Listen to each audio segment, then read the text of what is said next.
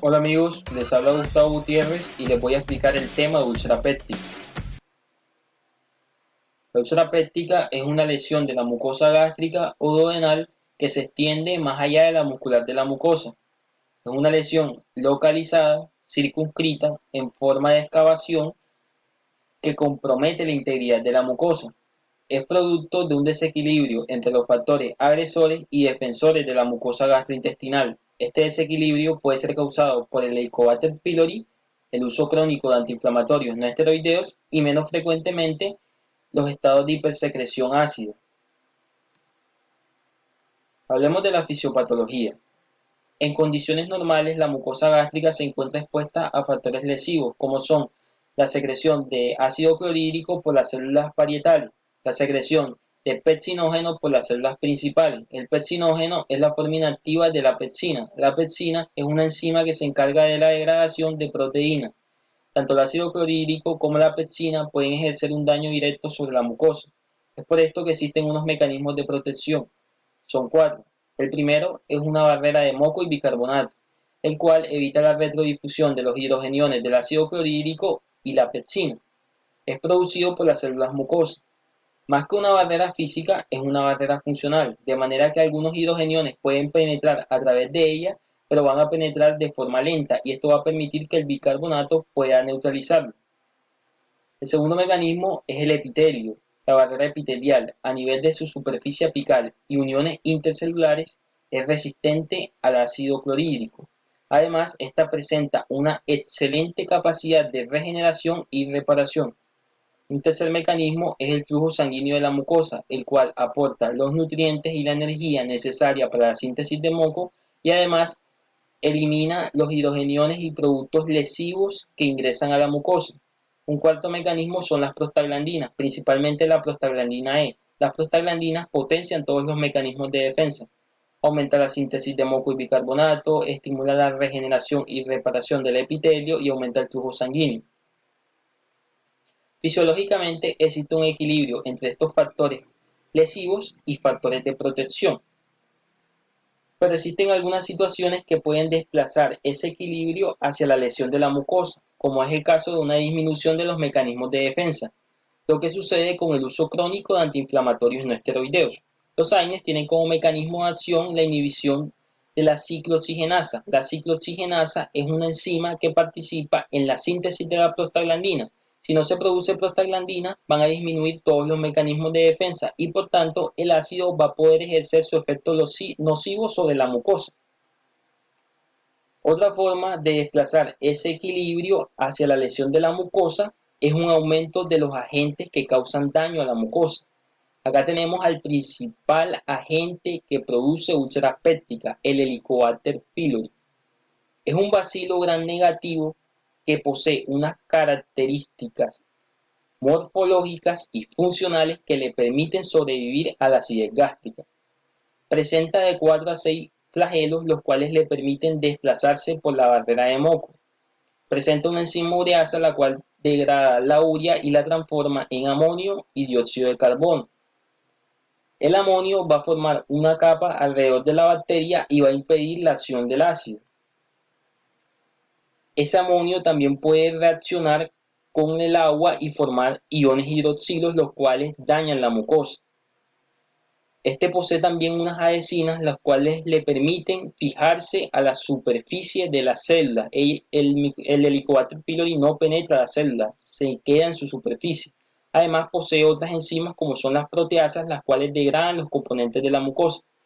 Entonces, él va a generar un daño directo y además, de forma indirecta, va a disminuir los mecanismos de defensa. Esto va a permitir que el ácido ejerza un efecto nocivo de manera constante. En algunas situaciones no es suficiente con la infección del Helicobacter pylori o los AINES o los antiinflamatorios no esteroideos. Para que se produzca la úlcera se necesita de unos factores propios de los individuos, como son un aumento del tono vagal. El aumento del tono vagal aumenta la secreción de acetilcolina. La acetilcolina actúa a nivel de la célula parietal estimulando la secreción de ácido, o pues estos pacientes pueden tener una hipertrofia de las células parietales y esto va a aumentar la producción de ácido. En fin, todo lo que genere un desequilibrio a favor de la lesión de la mucosa, puede producir una úlcera péptica. Las úlceras se pueden ubicar a nivel del estómago o a nivel de la primera porción del duodeno. Aunque ambas comparten la misma fisiopatología, presentan diferencias. La úlcera duodenal es la más frecuente de ambas. En un 90% se ubica en el bulbo duodenal, pared anterior. La úlcera gástrica se ubica en más del 50% en la curvatura menor del estómago. Las úlceras duodenales son más pequeñas, miden menos de 1 centímetro. Las gástricas tienden a ser más grandes, pero en general miden menos de 3 centímetros. La causa más frecuente de ambas es la infección por Helicobacter pylori, pero la úlcera duodenal se relaciona más con la infección por Helicobacter. Un 95% de los pacientes con úlcera duodenal presentan infección por Helicobacter pylori, mientras que la úlcera gástrica solo en el 60-80%. Los AINES se relacionan más con las úlceras gástricas que con las úlceras duodenales. La úlcera gástrica puede ser la manifestación de un cáncer gástrico, mientras que la úlcera duodenal es poco probable que sea una lesión maligna. Con respecto a las manifestaciones clínicas, la úlcera duodenal se puede manifestar como un dolor epigástrico urente que aparece 1 a 3 horas después de comer, durante el ayuno, y clásicamente tiende a despertar el paciente durante las noches. Este dolor puede ser con la alimentación y con el uso de antiácidos. La úlcera gástrica se puede manifestar como un dolor epigástrico urente que es menos característico, puede tanto mejorar como exacerbarse con la alimentación y no se relaciona tanto con el despertar nocturno. Puede estar asociado con vómitos. Hablamos de una úlcera duodenal refractaria cuando no ha cicatrizado después de 8 semanas de un tratamiento médico adecuado. Y hablamos de una úlcera gástrica refractaria cuando no ha cicatrizado después de 12 semanas de un tratamiento médico adecuado. El diagnóstico definitivamente es con endoscopia. La endoscopia nos permite visualizar la úlcera, determinar su tamaño, su morfología y su profundidad. Acá en estas imágenes podemos observar una úlcera gástrica ubicada a nivel de la curvatura menor del estómago. Podemos ver su morfología clásica en forma de excavación. Algo importante es que las úlceras gástricas, una vez que se visualizan por endoscopia, debemos realizar entre 6 a 8 biopsias en el borde de la lesión y un cepillado del centro de la úlcera, debido a que, como mencioné anteriormente, las úlceras gástricas pueden ser la manifestación de un cáncer gástrico. No es lo mismo con la úlcera duodenal. Con la úlcera duodenal no es necesario hacer esto. Una parte importante del diagnóstico es demostrar la presencia de infección por Helicobacter pylori. Si no se detecta y no se trata la infección por este microorganismo, las úlceras pueden ser refractarias al tratamiento y pueden ser recurrentes. Los métodos para detectar al Helicobacter pylori se pueden dividir en métodos invasivos y métodos no invasivos. Los que más utilizamos en la úlcera péptica son los métodos invasivos. Son 3.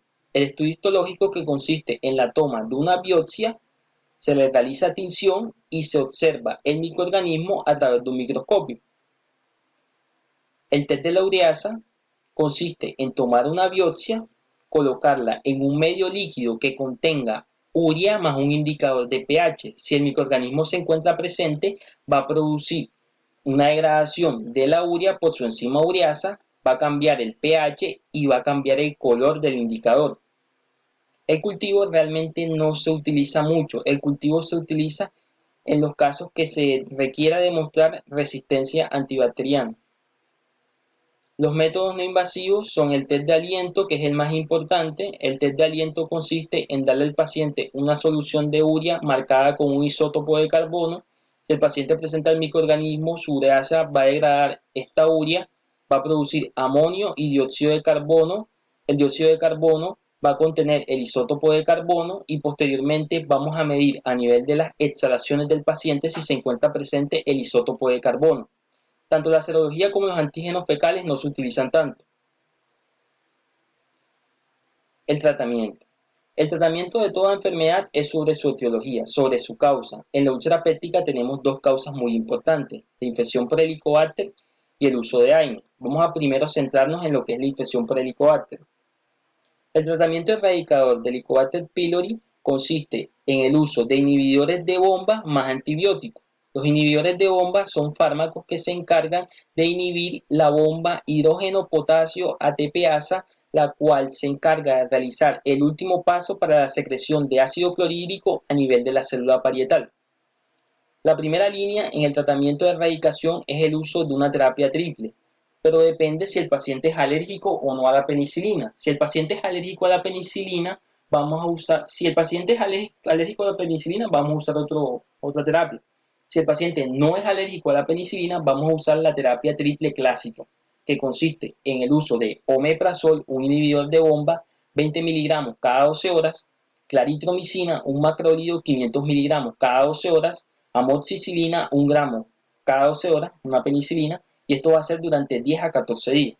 Ahora, si el paciente es alérgico a la penicilina, vamos a reemplazar la amoxicilina por metronidazol 500 miligramos cada 12 horas.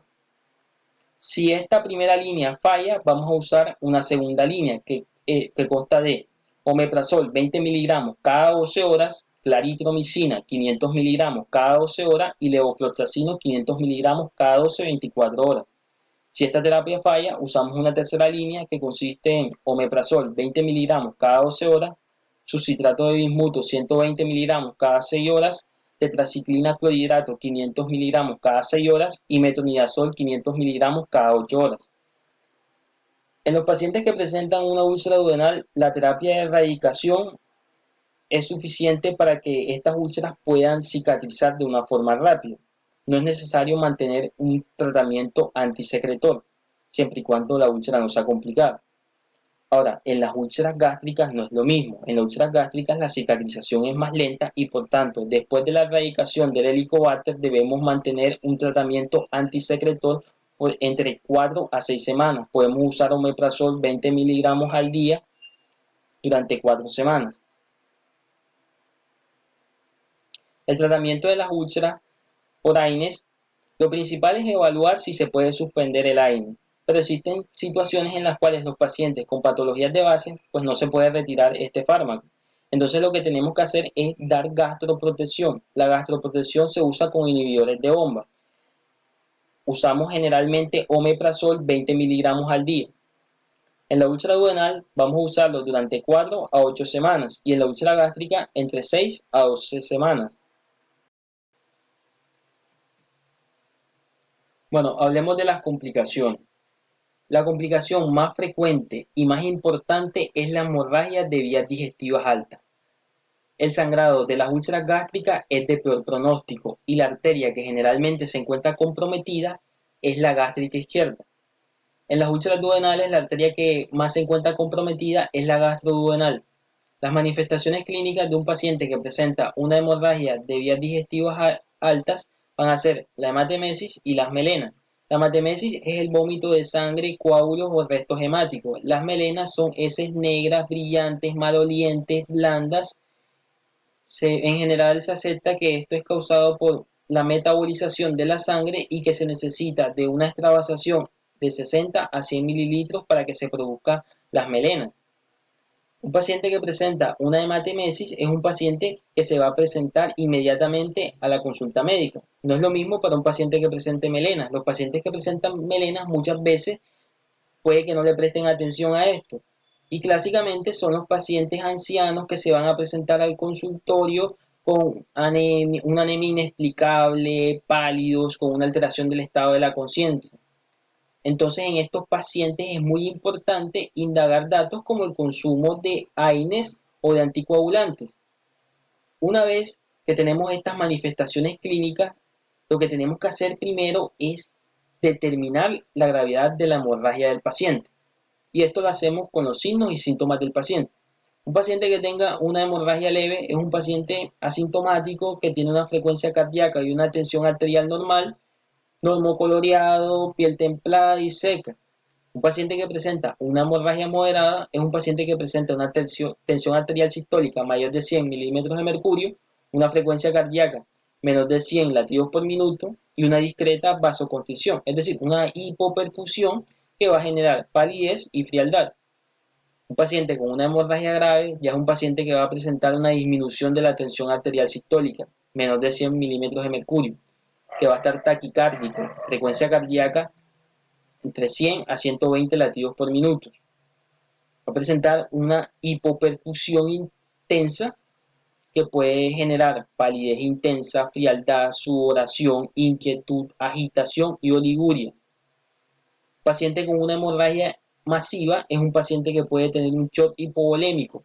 Va a presentar una intensa hipoperfusión con alteración del estado de la conciencia y anuria. ¿Cómo manejamos clínicamente estos pacientes? Lo primero que tenemos que hacer es determinar si el paciente se encuentra inestable hemodinámicamente. Un paciente inestable hemodinámicamente es un paciente que tiene una hipotensión severa, es un paciente que ha perdido volemia considerable y en estos pacientes no podemos realizar inmediatamente la endoscopia. Lo primero que tenemos que hacer es estabilizar a ese paciente. ¿Y cómo lo vamos a hacer? Vamos a reponer su volemia con líquidos intravenosos. Generalmente lo que se usa son las soluciones cristaloides, la solución salina y el lactato de Ringier. Una vez que tenemos este paciente estabilizado, vamos a proceder a realizar la endoscopia. En la endoscopia los hallazgos que vamos a encontrar los podemos clasificar según la escala de Forest. La escala de Forest tenemos el Forest 1A. Forest 1A significa que existe una hemorragia activa en JET. Forest 1B es una hemorragia activa variante resumante. Forest 2A es un paciente que ha presentado un sangrado reciente y se observa un vaso visible. Forest 2B son pacientes que presentan coágulos a nivel de la úlcera. Forest 2C son pacientes que presentan manchas hemánticas alrededor de la úlcera. Y Forest 3C pues ya son pacientes que presentan una base de fibrina. Estos pacientes ya no presentan hemorragia, pues la hemorragia ocurrió hace mucho. Con base en esto, vamos a realizar el tratamiento. Un paciente con Forest 1A, Forest 1B, Forest 2A y Forest 2B está indicado la terapia endoscópica. La terapia endoscópica que se utiliza es la terapia esclerosante. La terapia esclerosante consiste en la inyección de sustancias esclerosantes que van a esclerosar, que van a sellar la hemorragia. Y a esto le vamos a añadir inhibidores de bomba IB. Generalmente se utiliza un bolo de 80 miligramos. Los pacientes que presentan Forest 2C y Forest 3 son pacientes que realmente no están graves, son pacientes que el tratamiento que se hace son inhibidores de bomba orales y se les puede dar alta a estos pacientes luego de su mejoría. Esto es lo más importante. Existen otras complicaciones de la úlcera péptica como son la perforación, la obstrucción del píloro y la penetración, pero esas son menos frecuentes. Lo más importante acá es reconocer a los pacientes que presentan una hemorragia. Eso es lo más básico. Y pues esto es todo, amigos.